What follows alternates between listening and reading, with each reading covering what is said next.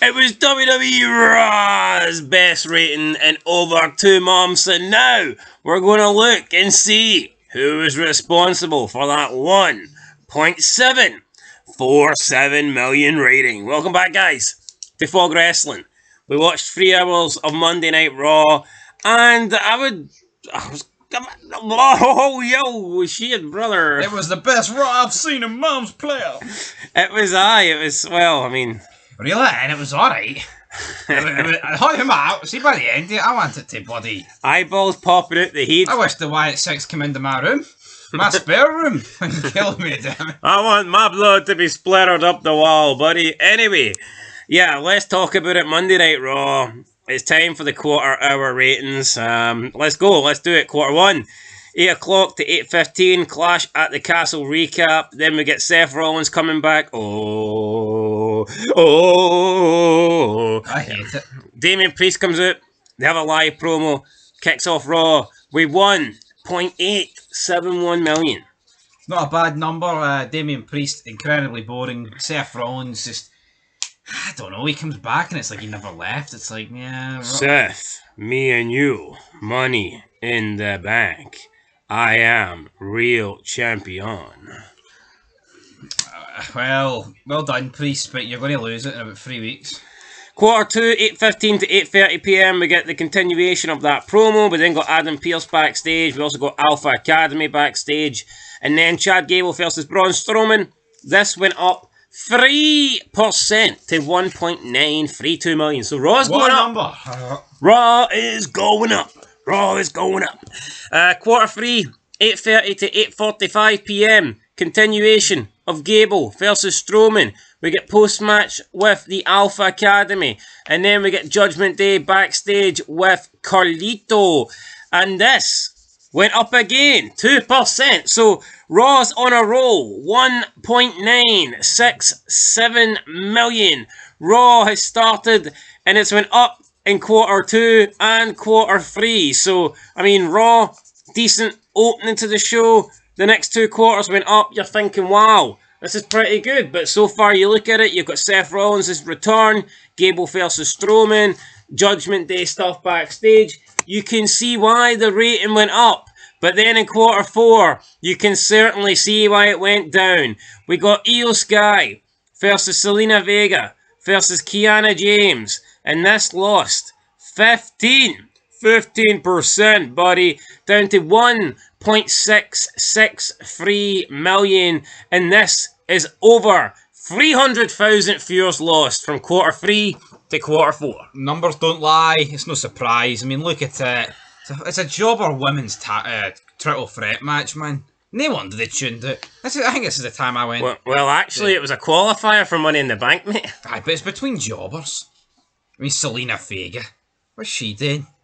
Bloody Kiana James, alright, just new, so I'll give her the benefit of the doubt. Io Sky. You seem to rate Io Sky. Well, I tell you what, Kiana James stunk the joint out against Natalya a few weeks ago. This wasn't any better. Match was sloppy. It's hard to stink out against Natalya when Shorty reeks a shite, but as for this match, it was... You can see why the ratings go down.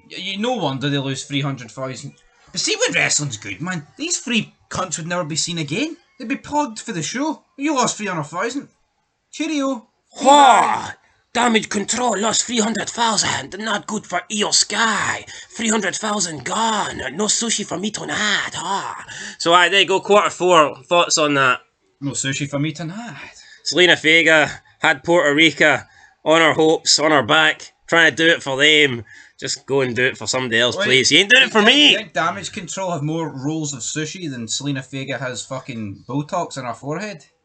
I thought you were going to say, does Damage Control have more rolls of sushi than Piper Niven does? Rolls of fat, but... that's an unfair... No, not a chance. Not all the sushi in fucking Japan. Could way up to Piper Niven's lard ass. Anyway, let's talk about some good news then. Quarter 5, 9 o'clock to 9:15 post-match with Liv Morgan coming out, getting involved in this match. We then get Sami Zayn and Braun Breaker live promo. This went up 4% to 1.722. So no surprise, really. As soon as that shite women's match finished, it went up. Quarter 6, we got another increase, 2% this time, up to 1.750. It was Sami Zayn, Breaker, and Sheamus' live promo. We then got a backstage angle with Fire Dawn, Shayna Baszler, Zoe Stark, and then we got Carlito versus Dragon Lee. So 1.750 million. Quarter 7, though, we get the continuation of Carlito Dragon, post-match with LWO, Judgment Day, Liv Morgan. We get a CM Punk video, and then we get an Alpha Academy backstage angle. This lost 4%. Just Carlito versus Dragon Lee, it doesn't draw. It doesn't feel like a Judgment Day related match. It feels more like a LWO versus Legado del Fantasma match. And these are essentially the same guys that were fighting months ago on SmackDown when those two feuds. For different reasons. When those two feuds were going head to those two groups were going head to head, and now it's the same thing, but only Carlito's part of a different group. And it's just match that lasts too long. About 10 minutes. No need. We then get quarter 8. Drew McIntyre live promo. He quits. Then see Katana Chance and Kaden Carter taking on Dakota Kai and Kairi Sane. We have post-match with Lyra Valkyria. This went up 5%. Going to give Drew the credit there, 1.766 million. People definitely tuned in to see Drew McIntyre quit because they weren't tuning in to see Katana Chance and Kaden Carter taking on Damage Control. Absolutely not. Drew McIntyre only lasted about 5 seconds. Oh, Damage Control. We got 5%, but not even us. Drew McIntyre, responsible for the rating increase, not us. Because we Damage Control. The damage has already been done. We can't control the damage. Oh. Anyway, Control, Alt, Delete, that was peace. Yeah. Yeah, CM Punk got quit. Choose Glasgow. I've had enough of this company. I'm quitting. I'm going back to Scotland to drink some Iron Brew and eat some haggis. Because I'm Drew McIntyre. Or back there, they have to call me Drew Galloway. But, so Drew McIntyre quits. Damage Control lose a match. Surprise, surprise. Not a lot happening. We're going to quarter 9, 10 o'clock, 10:15. Damage Control backstage angle. Dakota Kai, Kairi Sane, both are looking sorry for themselves. Io Sky, something wrong with Damage Control. We need to fix it. Control the damage, or I will do something about it. Ha! Then we need to change. We need to change our channel because we suck. Oh, the numbers are down. So anyway, 5% down here. We then get Sheamus versus Braun Breaker. Moving into quarter 10, Sheamus versus Breaker continued. Post-match with Ludwig Kaiser, Dominic Mysterio, Liv Morgan, Damian Priest backstage. Unzip my jacket. Karrion Kross, New Day, backstage promo. G Uso, backstage promo. This went up 4%. 1.747. But quarter 11... Continue the beginning of Rey Mysterio, Balor, Jey Uso, main event match, down 11%. Jey Uso likes to call himself main event Jey Uso. It's just me, Us. Day one. Well, I tell you what, I mean, these ratings get any worse, I'll just be one person watching the show. It's just me, Us. The main event should not be losing 11%. This is how you know you don't have any draws, man. But we then go to quarter 12, which was a continuation of the main event, and then the Uncle Howdy angle with the debut of the Wyatt Six, and this went up 5%.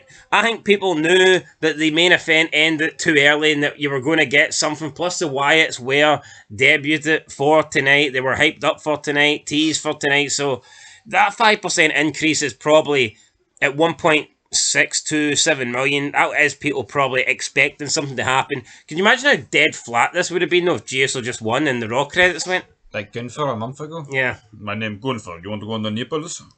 But people are saying that Gunther ending for a couple months, like last month, wasn't bad and we were overreacting. Look at the ending this week compared to what happens a month ago.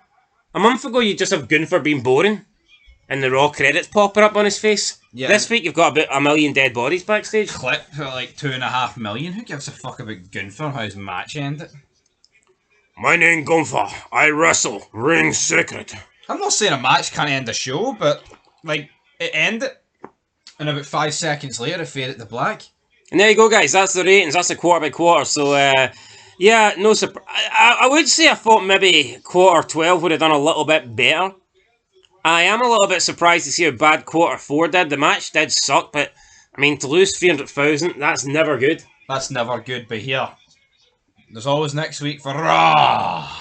Yeah, it did peak at quarter 3. Could it just be that Seth Rollins coming back got people talking, and then after a while they just tuned out because they figured, well, Got nothing people else. talking. I think you're selling Seth Rollins a wee bit high there. I'm trying to give him some credit, like. Fuck him. Let's see next week when the Wyatt 6 turn up. Like I say, everyone's dead on Raw. There's going to be no show next week. Chris Benoit's got as much chance as everyone else to appear. Maybe he's a sick member. Maybe it could be. No. Anyway, guys, that's it. Catch you in the next one. Till then, peace.